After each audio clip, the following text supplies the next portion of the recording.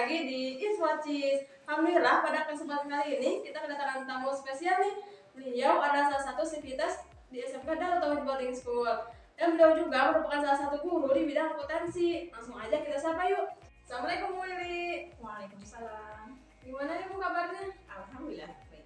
Alhamdulillah Bu, pada kesempatan kali ini kita akan sharing-sharing nih Bu. Kenapa sih Ibu mau milih mengajar di SMK Darut Tauhid? Padahal kan masih banyak sekolah yang lain. Nah, langsung aja kita masuk ke pembahasannya. Sebelumnya Ibu berasal dari mana Bu?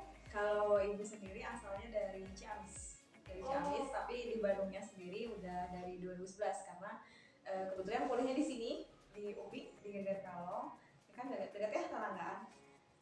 Di sini di UPI dari 2011, jadi hampir 10 tahun lebih lah di Bandung. Terus Bu, dari kapan Ibu mulai belajar akuntansi? Akuntansi ya, Iya. panjang nih ceritanya. Kalau akuntansi sendiri itu pertama kali mengenalnya itu SMP. Jadi kalau di SMP itu ada IPS. Kalian belajar IPS SMP? Iya. Atau mapelnya geografi, sosiologi gitu? Disatuin nggak waktu SMP mapelnya? Kalau Iya. zaman ibu masih dipisah, jadi nggak ada mapel IPS, tapi adanya mata pelajaran geografi, sosiologi, ekonomi. Nah, salah satunya di ekonomi itu ada yang namanya jasa pembukuan. Jadi selain kita belajar ekonomi, di SMP itu juga diajarkan akuntansinya. Nah, di situ pertama kali tuh kenal yang namanya debit kredit, akun dan lain-lain. Nah, itu pokoknya buku akuntansi itu paling bagus, warna-warni lucu, terus paling rapi aja, pengen bersih gitu ya, terus rapi tulisannya juga bagus kayak gitu. Terus kan banyak tabel-tabel ya, harus pakai penggaris gitu, pokoknya serapi mungkin. Dari situ udah kayak tertarik gitu dengan akuntansi itu. Wah, kayaknya menarik nih gitu. Cuman waktu SMA nih kan ada pilihan tuh antara, bukan SMA ya, kalau kalian SMK, waktu itu SMA ada pilihan tuh jurusannya, jurusan IPA dan jurusan IPS. Nah, di situ ibu pilihnya IPA. Jadi nggak bertemu nih sama akuntansi. Kok Tapi bisa? nah, ada ceritanya lagi nih kenapa bisa suka sama akuntansi.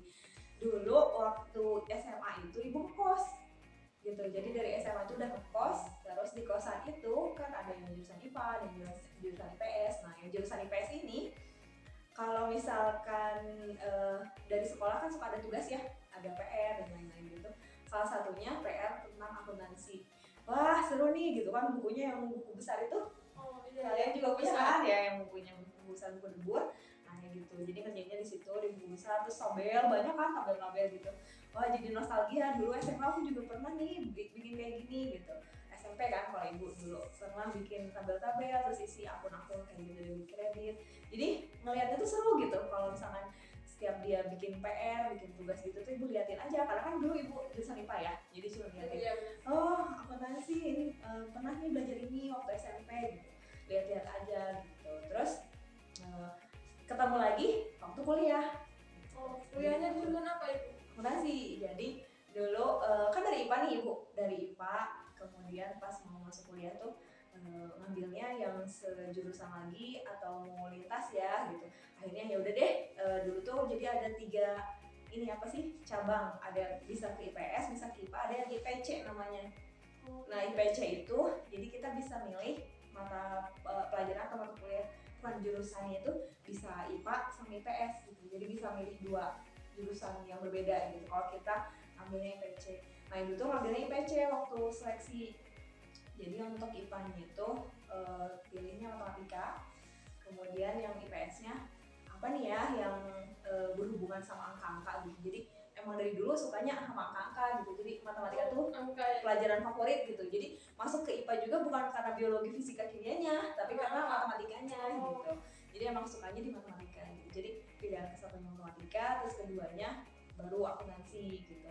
Terus karena masuk IPA juga sukanya cuma matematika aja, sementara kan di seleksi itu nggak cuma matematika aja ya, jadi ada mapel biologi, terus fisika, kimia juga ada gitu. Jadi mungkin karena menguasainya matematika aja gitu, dan yang IPA yang lainnya kurang gitu, jadi akhirnya nggak lolos tuh ke matematikanya gitu. Jadi yang nilai IPA-nya kurang, akhirnya masuklah yang IPS-nya akuntansi. Jadi kuliahnya akuntansi, ketemu lagi nih sama akuntansi sampai sekarang. Gitu ceritanya dengan akuntansi. Kenapa Ibu mengamuk banget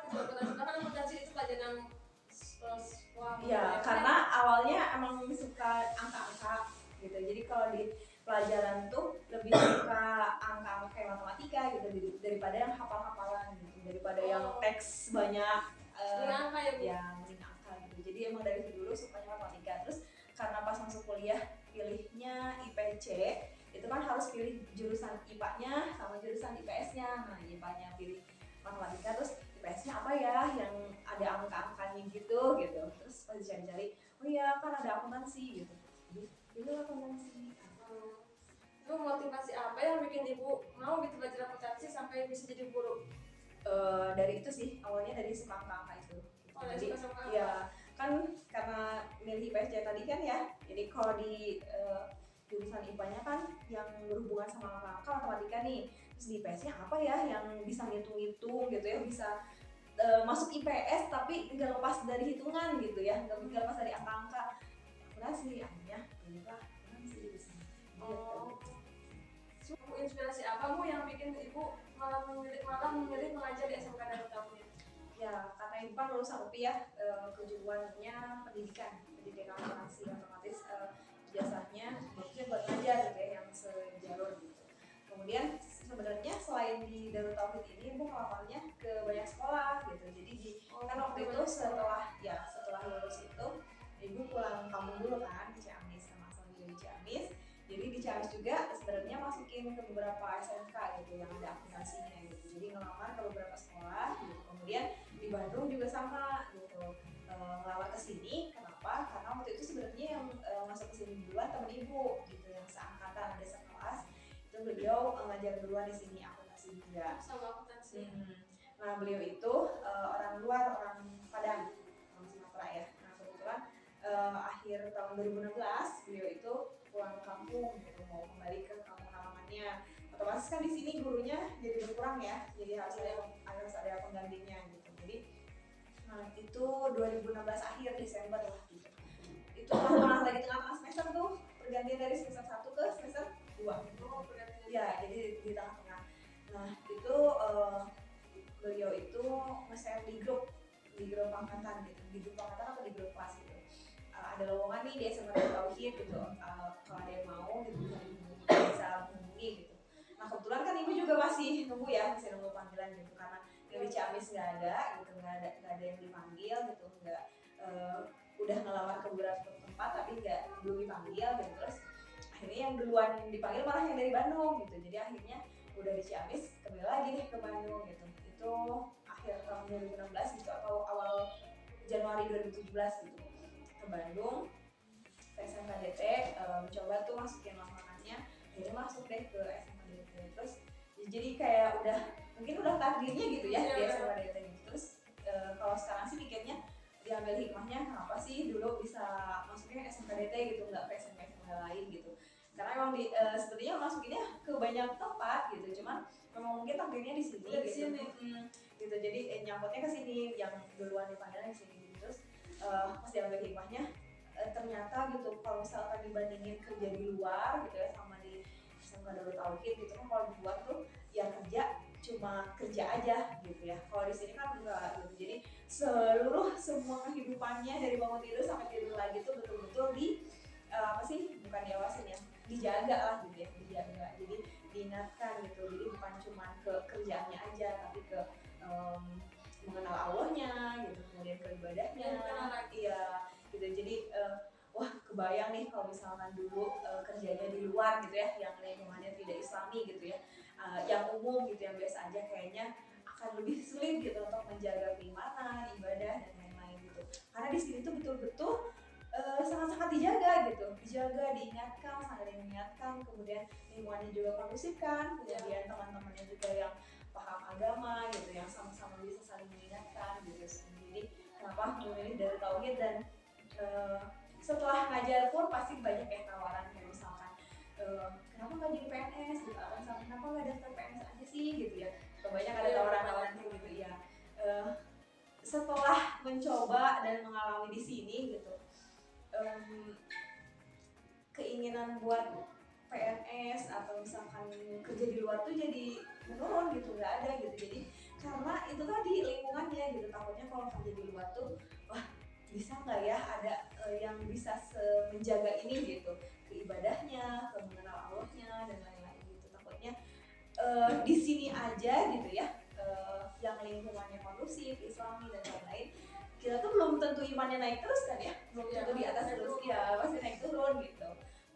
Itu sekelas di sini gitu, iman tuh bisa naik turun gitu, dan saat-saat lagi kufurnya tuh wah gimana gitu ya di sini pun gitu ya, apalagi kalau di luar gitu ngebayanginnya juga wah gimana gitu. Jadi akhirnya lebih tetap milih dari tauhid di SMA seperti udah mengajar terus belajar juga ya. iya, banyak dapat ilmu dari teman, dari guru kita gitu, guru dari alim, dari ustazah gitu. Alhamdulillah, jadi pelajaran yang bisa kita dapat ya ibu aja bisa tuh apa sih ngajar di SMK Darut Tauhid, bisa dapat pelajarannya, orang-orangnya juga sering menjaga gitu ya. Semoga kalian juga bisa saling menjaga ya, nggak hanya dalam pelajaran aja, tapi dalam mengenal Allahnya, ibadahnya tuh. Alhamdulillah pembahasan kita pada kali ini telah selesai. Semoga teman-teman semua yang mendengar bisa bermanfaat ya untuk semuanya. Terima kasih banyak kepada Bu Yeli yang sudah berkenan hadir untuk mengisi podcast pada kesempatan pada kali ini. Sama. Ya. Sampai ketemu lagi di podcast selanjutnya. Jangan lupa stay tune terus di Pocis. Assalamualaikum warahmatullahi wabarakatuh. Dadah.